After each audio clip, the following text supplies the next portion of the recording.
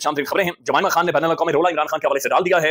एक ट्वीट उन्होंने किया है जो बैनुल अक़वामी खबर बन गई है टेलीविजन की, और इसके ऊपर पॉलिटिकल कमेंट्री दुनिया भर में जारी है, दुनिया भर में हो रही है, और इमरान खान की सेहत के हवाले से कंसर्न्स पैदा हो गए हैं। जमाइमा खान ने जो ट्वीट किया है उसे 8.1 मिलियन से ज्यादा लोग अभी तक देख चुके हैं, यानी 80 लाख से ज्यादा इंटरनेशनल लोग देख चुके हैं। पाकिस्तान में ट्विटर बंद है।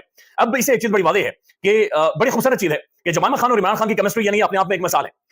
देखें, औरत की जो अपने मन जो पसंदीदा मर्द होता है उससे जो मोहब्बत है वो लाजवाल है, और ये इसकी एक मिसाल है। जमाइमा खान की इमरान खान से मोहब्बत लाजवाल है और वो नजर भी आती है। नहीं तो हमारे यहाँ तो ऐसी भी खवातीन हैं जिन्होंने अपने शादी करने के बाद अपने शोहरों के ऊपर किताबें लिखी, ना सिर्फ किताबें लिखी बल्कि बेडरूम के किस्से सुना दिए, ये भी बता दिया कि उनकी टाइमिंग कितनी है। ये बाकायदा से उन्होंने इंटरव्यूज में और मुख्तलिफ जगहों पर जाकर ये कहा है। तो ऐसी बेशर्म खवातीन भी पाकिस्तान के अंदर मौजूद हैं, बदकिस्मती से। लेकिन ये भी एक अपने आप में एक मसाला है जो कि नजर आ रही है। यानी यहां तक तो खातून ने ये भी लिख दिया था कि मैं बेडरूम में गई, आगे जो मेरे शोहर हैं इमरान खान साहब ने, उन्होंने अपने जिस्म के ऊपर दाल मूंग मली हुई थी। तो दाल मूंग को क्यों मलेगा ये अपने आप, खैर बहरहाल ऐसी भी मौजूद है। लेकिन ये जो है ये इमरान खान और जमाइमा खान की मोहब्बत ये एक अपने आप में एक मसाल है, और जब भी आप देखेंगे तो एक बड़ा जबरदस्त इससे तासुर हमेशा से मिलता है। हालांकि जमाइमा खान की इंतहाई तज़हीक की गई, आज भी उनकी तज़हीक, उनकी तौहीन जारी है। यानी पाकिस्तान के अंदर आज भी ऐसा महसूस होता है कि एक बीमार ज़हनियत को खोल दिया जाता है और वो पड़ जाती है उस तरफ, बिल्कुल पड़ जाती है। तो ये औरतों के ऊपर जो पॉलिटिक्स करते हैं वो एक खास जमात है पाकिस्तान में वो करती है, इसके अलावा कोई और नहीं करता। अब तहरीक इंसाफ की जो क़यादत है, मौजूदा क़यादत, ये सोशल मीडिया से डर गए हैं। ये सोशल मीडिया के बल्कि खुस्सा चढ़ना शुरू हो गया है। ये भी उस लीग के अंदर शामिल हो गई है। तहरीक इंसाफ की जो टॉप लीडरशिप है, लीडरशिप नहीं कह सकते आप इन्हें, अपने इब्राहिम रहमान लीडरशिप नहीं कहे, तहरीक इंसाफ के जो टॉप की एक्टिंग क़यादत है, एक्टिंग, वो वजाद सईद खान साहब कहते हैं कि एक्टर्स है, तो ये एक्टिंग जो क़यादत है, जो एक्टिंग करती है, ये जनाब उस लीग में शामिल हो गई, जो ये समझते हैं कि सोशल मीडिया डिजिटल दहशतगर्द है, या जो ये समझते हैं सोशल मीडिया एक वबा है, सोशल मीडिया असल मसले की जड़ है। तो ये उस लीग के अंदर वकालत से शामिल हो गए, ये भी आपके सामने रखते हैं। साथ साथ जो पंजाब वाला मामला है उसके ऊपर हुकूमत ने डंडा उठा लिया है, और डंडा साफियों के खिलाफ उठा लिया है, वो भी आपको बताते हैं। लेकिन सबसे पहले भारतीय वजीर खारजा, इंडियन वजीर खारजा जयशंकर, उन्होंने एससीओ से जो इजलास है वहां इस्लामाबाद में खिताब किया है। अब जब जयशंकर खिताब कर रहा है, पाकिस्तान का प्राइम टेलीविजन ने उसके एक दो जगहों पर म्यूट कर दिया, आवाज को बंद कर दिया। पाकिस्तान का जो प्राइम टेलीविजन है, न्यूज चैनल आजकल जब म्यूट करता है तो उसका मतलब समझ जाए कि ये डुगडुगी पर बंदर की तरह नाच रहा है, या ये घुंघरू बांध कर नाच रहा है, या कोई ना कोई मसला है, यानी कोई ना कोई चीज है जिसे छुपाने की कोशिश की जा रही है। तो आखिर क्यों जयशंकर की आवाज को म्यूट करके दुनिया भर में एक ठट्ठा लगवाया है, और म्यूट करवाने की वजह क्या थी, क्या चीज है जो अपनी आवाम से छुपाने की कोशिश की जा रही है? आई होप सो इसके ऊपर बड़ी डिबेट और डिस्कशन होगी, और ये होनी चाहिए। ये मामला इस तरह से खत्म नहीं होगा। BBC Urdu, BBC most credible tabloid, ये लिखता है दहशतगर्दी, इंतहा पसंदी और अलहदगी पसंदी, ये जयशंकर को कोट कर रहे हैं कि दहशतगर्दी, इंतहा पसंदी और अलहदगी पसंदी के साथ तिजारत नहीं हो सकती। इंडियन वजीर खारजा का एससीओ से खिताब। इसके बाद वो लिखते हैं इस्लामाबाद में शंघाई ताउन तंजीम के 23वें इजलास के तीसरे रोज इंडिया के वजीर खारजा डॉक्टर जयशंकर की तकरीर के दौरान पाकिस्तान में टीवी चैनल्स पर ऑडियो को म्यूट कर दिया गया, ऑडियो को नहीं सुनाया गया। ताहम एक्स पर शेयर किया गया अपने बयान में उन्होंने इंडिया के बयान के चंद नुकात शेयर किए हैं, जहां पर बहुत सारी बातें की। उन्होंने कहा जनाब दहशतगर्दी, इंतहा पसंदी और टेरिटोरियल इंटेग्रिटी, यानी कि टेरिटोरियल सोवरेनिटी, यानी कि बॉर्डर्स की जो रिस्पेक्ट है, जब तक वो नहीं होगी तब तक तिजारत नहीं होगी। तो कौन सी बॉर्डर्स की बातचीत कर रहा है? पाकिस्तान ने कोई जाकर मुंबई क्लेम किया है? पाकिस्तान ने कोई नोएडा या दिल्ली जाकर क्लेम किया है? पाकिस्तान ने जाकर कहा ताजमहल हमें दे दो?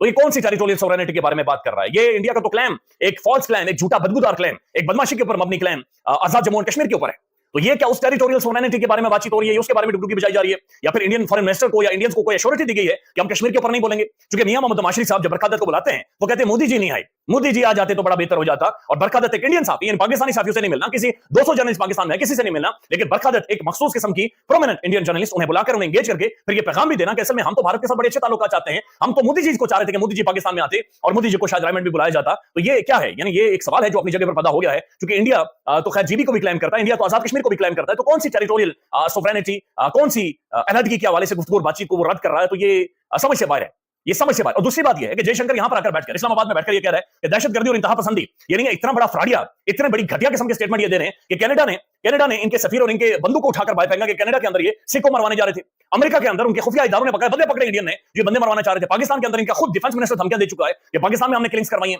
फिर कश्मीर रावलाकोट के अंदर इन्होंने रावलाकोट के एक मस्जिद में बंदा मरवा दिया था इंडियन खुफिया इदारों ने। फिर कतर के अंदर इनके 2-3 एजेंटों के बगाने से फांसी लटकाया गया है।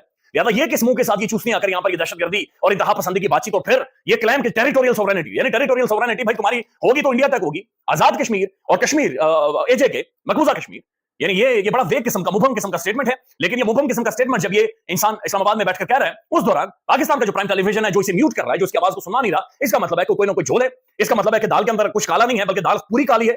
घंटा ये बजट अब जा रहा है कि जनाब असल में पाकिस्तान शायद अपनी फॉरेन पॉलिसी को और इंडिया के ऊपर जो माजरत के साथ मकबूजा कश्मीर के हवाले से जो स्टांस था, जो पाकिस्तान 76 सालों से बेच रहा है चुरन कश्मीरियों को कि हम आपके एम्बेसडर्स हैं, हम आपके सामने खड़े हैं, हम आपका मुकदमा लड़ेंगे, उसके ऊपर एक नजर आ रहा है कि लचक नहीं बल्कि घुटनों पर जो पाकिस्तान की जो फॉरेन पॉलिसी आती हुई नजर आ रही है। क्योंकि जो आपका फॉरेन मिनिस्टर है वो इसहाक डार है और इसहाक डार का फॉरेन मिनिस्ट्री इसलिए दी गई है क्योंकि ये खानदान का समधी है और इसलिए भी दी गई है कि उन्हें इसके बाद डिप्टी प्राइम मिनिस्टर का ओहदा भी दिया गया है। तो डार ये कह रहा है कि मैं फॉरेन मिनिस्टर भी हूं और साथ साथ में डिप्टी प्राइम मिनिस्टर भी हूं, तो मैं बड़ा होकर वज़ीर आज़म बनूंगा।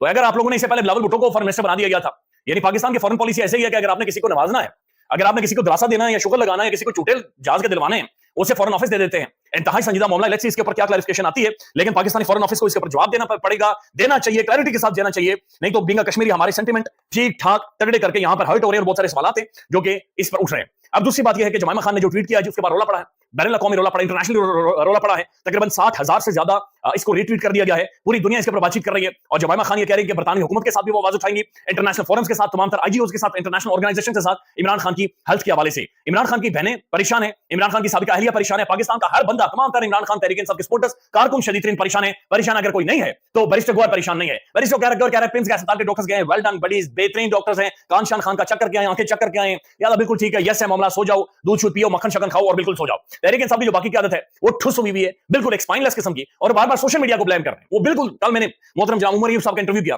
वो कहते हैं कि सोशल मीडिया जो हमारे ऊपर बातचीत कर रहा है वो खुद आकर हमारे साथ खड़ा क्यों नहीं होता, हमारे आगे क्यों नहीं खड़ा होता, हमसे डंडे क्यों नहीं खाता, हमसे सोटियां क्यों नहीं खाता। भाई आगा सरवर आपके बीच में ही था ना, उसने रिपोर्ट किया था ना सारे मामले को। आगा सरवर के बारे में कोई इत्तला नहीं है, लेकिन ना आपका वकील नजर आता है, ना आपका बंदा नजर आता है, ना आपकी कोई स्टेटमेंट नजर आती।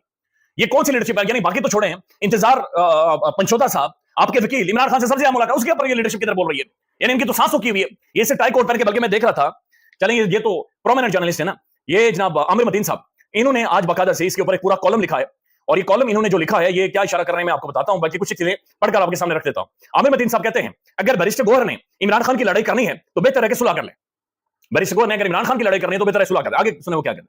वो कहते हैं इमरान खान की सेहत के मुतालिक पीटीआई और फैमिली को भी अभी तक तहफुजात हैं और वो मुतमईन नहीं है, लेकिन बैरिस्टर गौहर कह रहे हैं कि खान साहब बिल्कुल ठीक है, जबकि उनके पर्सनल डॉक्टर को उनका मुआयना नहीं करने दिया गया।